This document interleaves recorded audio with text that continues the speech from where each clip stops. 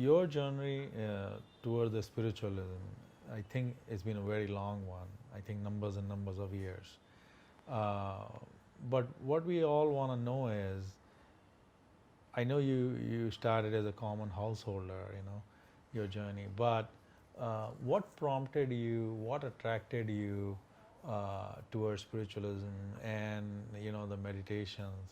Um, how did you? What was your path? What was the milestones?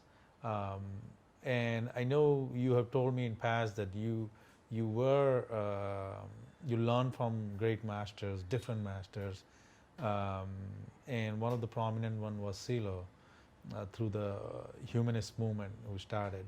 And luckily today is his birthday. So when you are answering your journey path, I would like you to share a little bit more separately about Silo as well. I started Mm. uh, because I came from a small village. Mm-hmm. I didn't know what is going to be my future. Mm-hmm. So one day, out of no no idea of how my life will take me, Mm. I came to Bombay because I thought that in Bombay everybody progresses. Mm-hmm. And I asked a ticket checker Mm-hmm.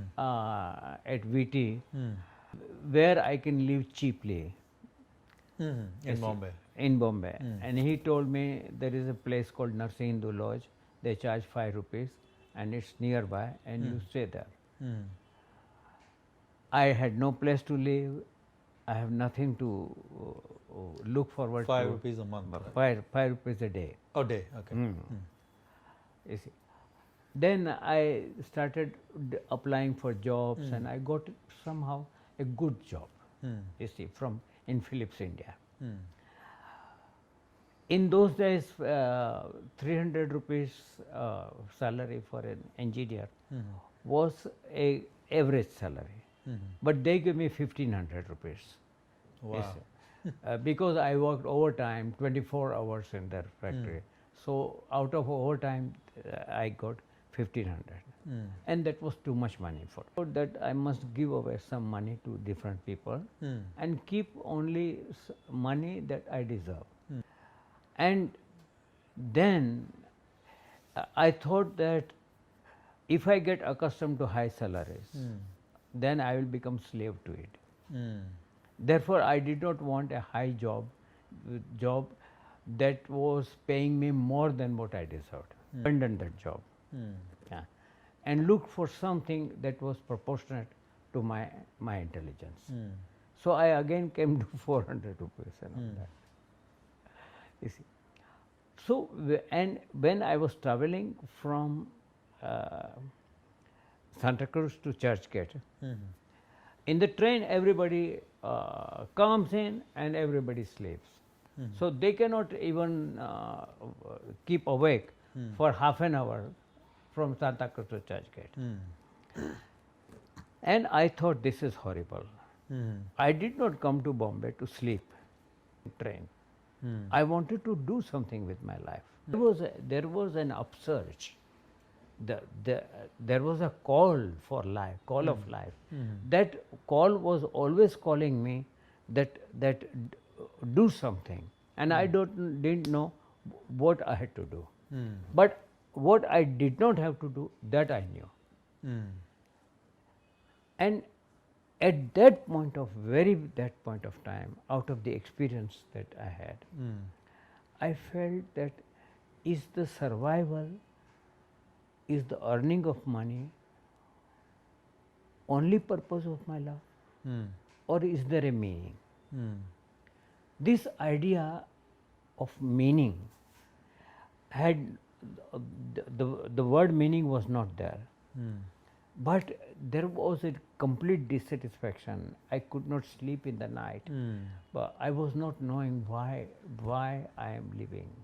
You see, I wanted to find a purpose to my life.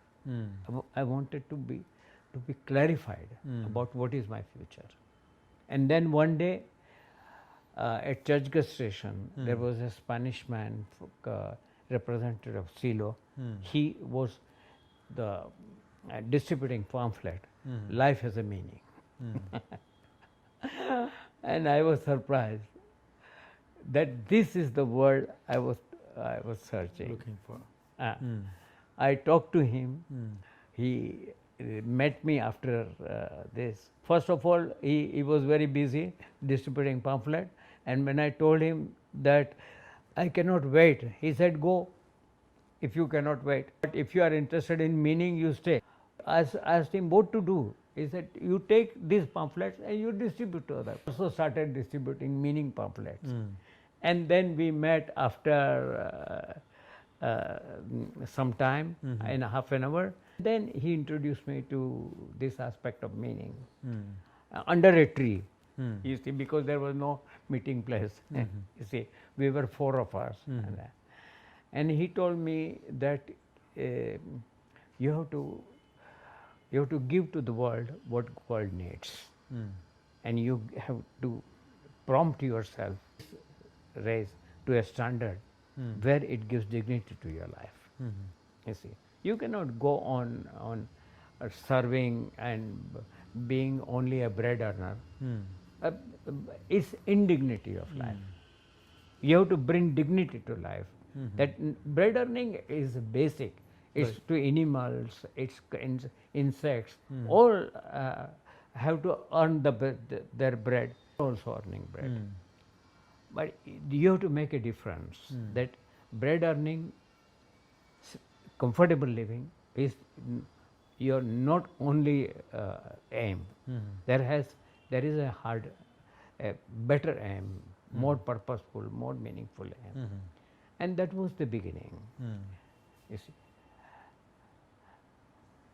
And then I came across to Silo, and we have had an environment. I became one of the founder members of the humanist movement, early 1976.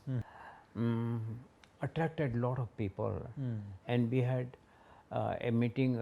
We were only 26 people then, but our orienter Fernando told me that we are going to have a meeting of 10,000 people at Chowpatty, and we didn't know where to get 10,000 people from.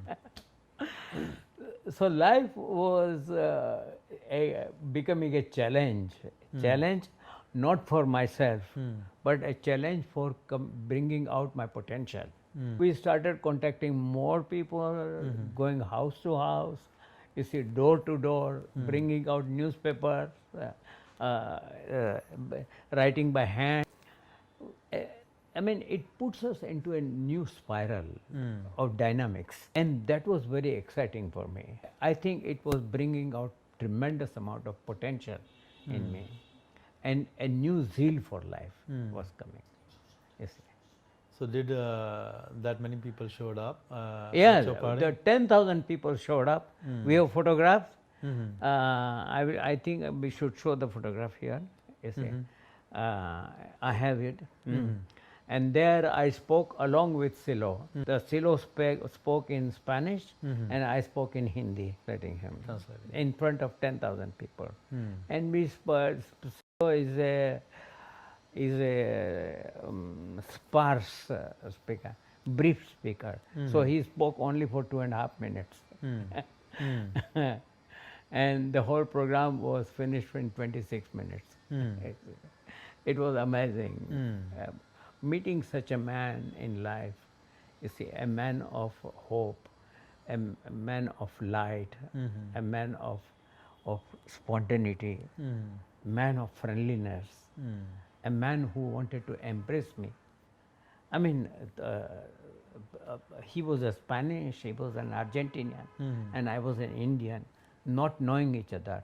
But I felt that he was the closest friend I had. To create such a passion, to create such we called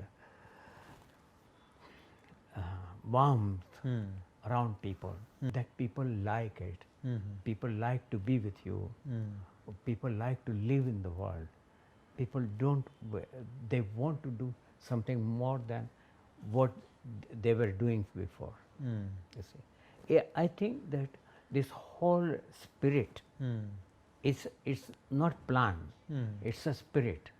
It's not a project, spirit that pushes you forward in life. You see, towards enthusiasm. You do a lot of good, you see. And life becomes not a burden, but a place to enjoy, a place worthy to be in. You won't prefer heaven in front of the life you have. Somebody says, you will go to heaven. I said, I am very comfortable here. Right, right. Absolutely. But then what if you go to hell? He says, I will bring out people from hell to the heaven. Right, right. In hell I will not live, but I will rescue people from there. Right. This is the Yeah. Interesting.